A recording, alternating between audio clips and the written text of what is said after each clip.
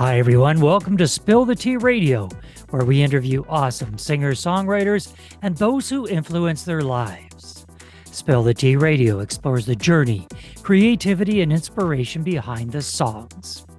My next guest is as comfortable on stage in a musical as she is in a club with her quartet, and has sung everything from swing to blues, folk, and jazz. Known not only for her dynamic performance, but also a great vocal technician. She brings a sensual and evocative sound to her musical interpretations. So, let's spill the tea with Tanya Wills. Welcome, Tanya. Oh, well, thank you. Thank you, David. Tanya, you have a very interesting path to your current career. Hmm. You invested 10 years of your life as an Ontario Provincial Police officer. I So did. for those years, thank you for your service. It's not an easy job. Um, how did um, how did you end up in the OPP and then moving on to your career as a singer-songwriter? Or was it singer-songwriter, then OPP, then singer-songwriter? How did it all work? Let's see. I started actually as a dancer in life, and I went from high school to theater school. So I was part of the music theater program at Sheridan College when it was still a college degree. Mhm. So that dates me a bit. A little But bit. actually, no, it's pretty recent that they offered it as it became a degree program. But yeah, it was a very valuable part of my formative years and training. And from there, I started, I got a job that is the pay your rent job. I was working at the O'Keefe Center at the time it was called, in the box office, working for Ticketmaster. And like everybody else, auditioning and sort of walking the, trying to, hustle up a gig, lots of auditions. And it was also a time where I was looking to get married at the time. So I started to think about the schedule that an actor performer keeps and sort of is it that something was going to work. Um, and there was an individual in my life at the time who was going through the process of becoming an OPP officer. I thought, you know, that is something I would be very interested in doing. And I'm not a sit at the desk kind of a gal.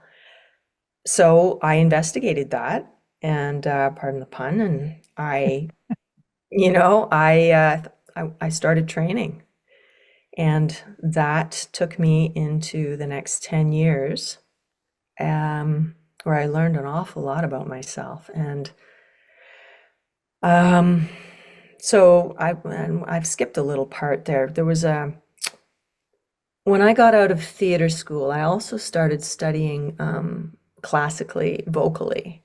So I really started to start um, investing in myself as a singer at that point. And I continued that into my policing career for a while with a brilliant woman, Henriette Ash, who's based out of Toronto, and her partner, Victor. And so that was a very important part where I was studying classically and, opera and operetta and And then the transition. So you were 10 years with the OPP, 10 and then years with you transitioned into back to your first love.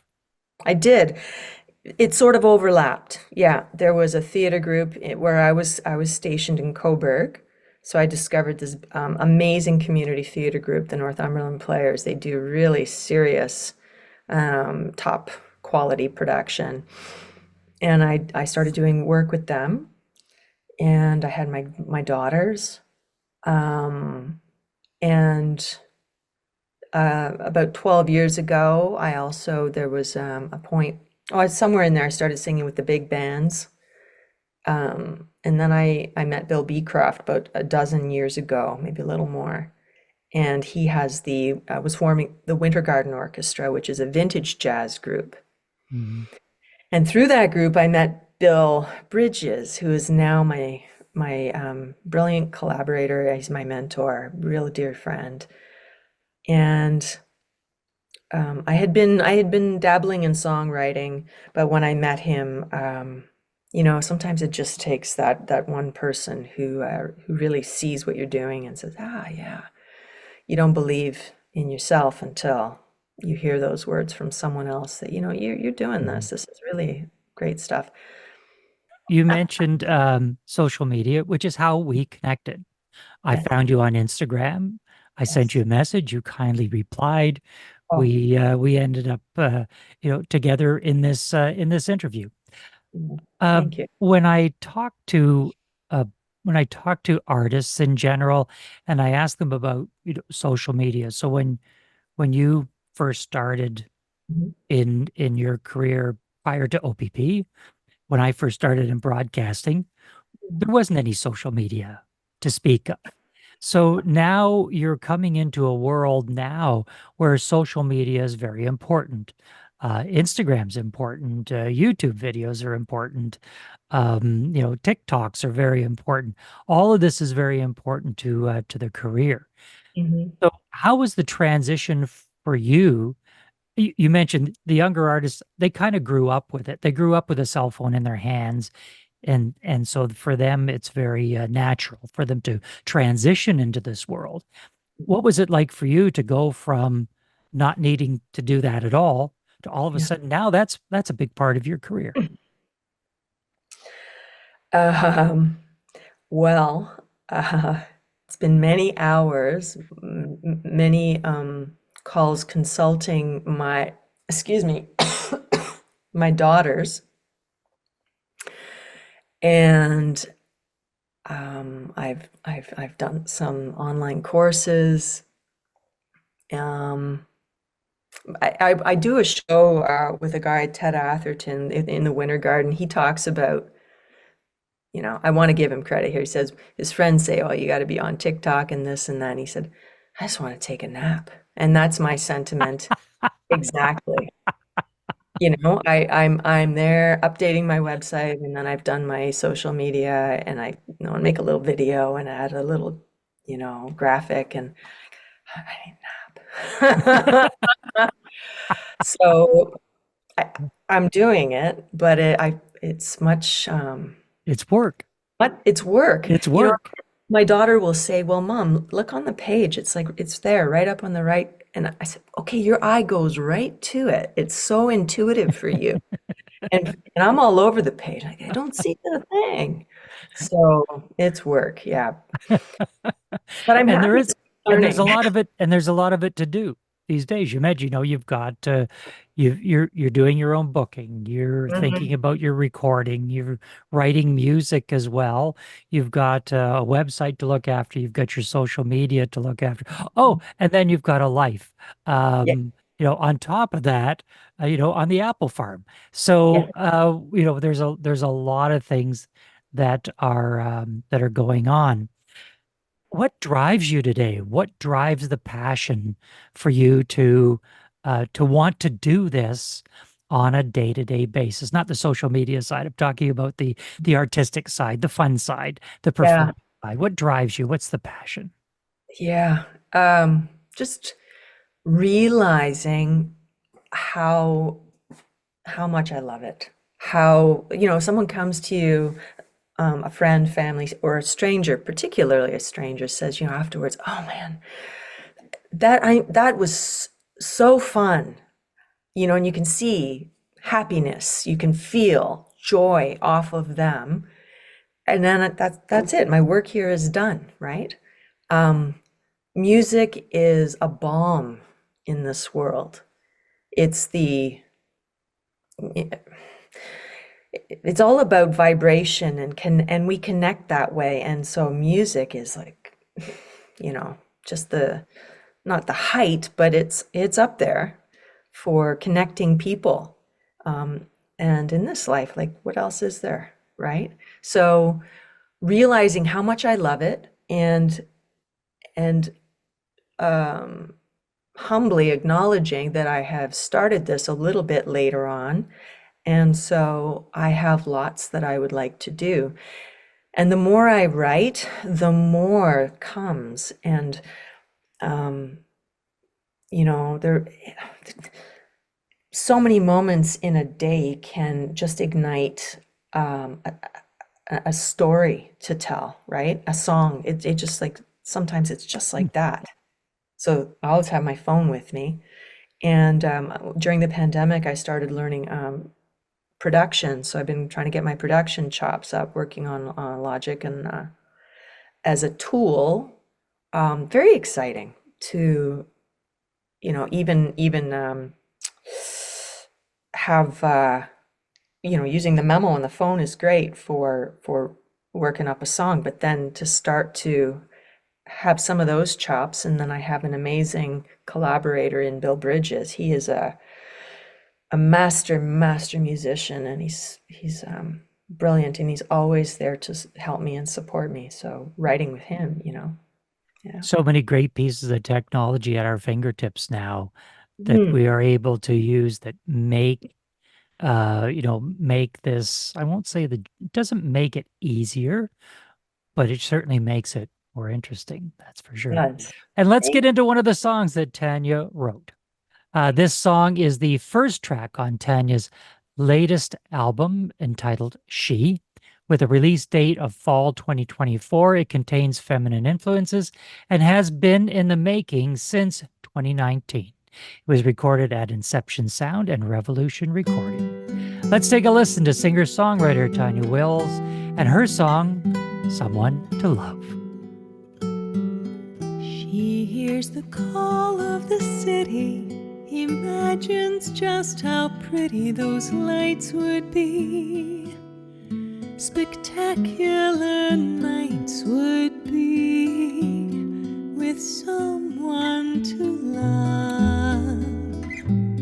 She feels his arms as they're dancing. There's sure to be romance in the night away. A beautiful sight, they'll say, with someone to love. She sits alone with her dream, so enchanting it seems it might never end. Who this stranger could be is a mystery, so she'll just pretend. Somehow her heart knows the answer when destiny and chance meet one moonlit night. Before her a wondrous sight, there's someone to love.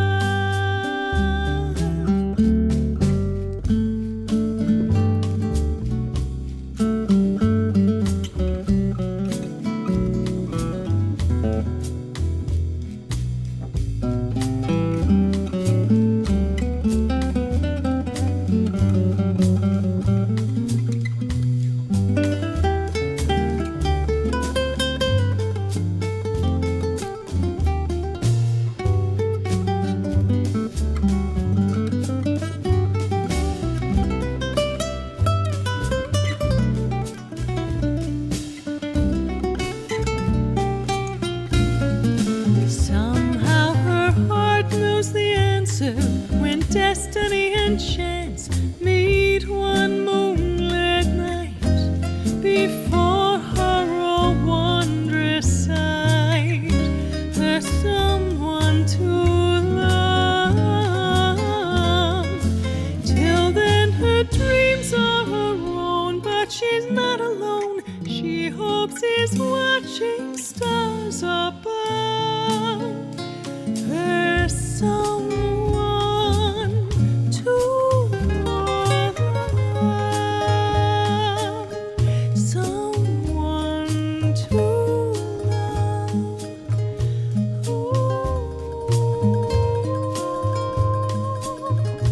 Someone to love. That was Someone to Love by Tanya Wills. Tanya, what's the song about, and what was the inspiration behind the song? I often think of when someone writes a love song, maybe they've got some personal investment in that song. Tell us about it.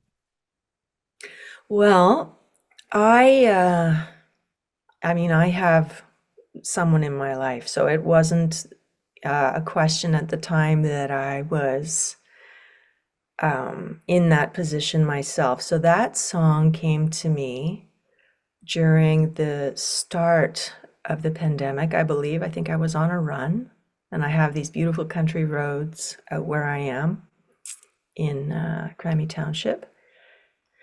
And it was a time where everybody was separated. And I remember being maybe this young girl, or, teens or early 20s, or at a time, where there's the feelings of longing can be pretty hefty. So I think, to the tempo of my run, the melody on this one, I think, came to me first. And it depends. Sometimes the lyric comes first, sometimes a tune comes first. But this idea that there's this individual on her own, and sort of, for whatever reason, dreaming about someone out there, kind of waiting for her, not that far away because we're all looking at the same sky, but so that's where it started. How do people find out more about you, Tanya? What's the website? What's the socials on Instagram? How do they find out more about you, your music, and where you are gigging at? I am tanyawills.ca, so I have a website, and I have my upcoming shows all listed there, and that includes Winter Garden if I am doing a piece of theater. Anything that I'm involved in, I'll list it there. I am Tanya Wills Music on Instagram, and also I have an artist Facebook page under the same handle. Yeah, I have a YouTube channel as well, and there's some my material is there, and I'm on Spotify.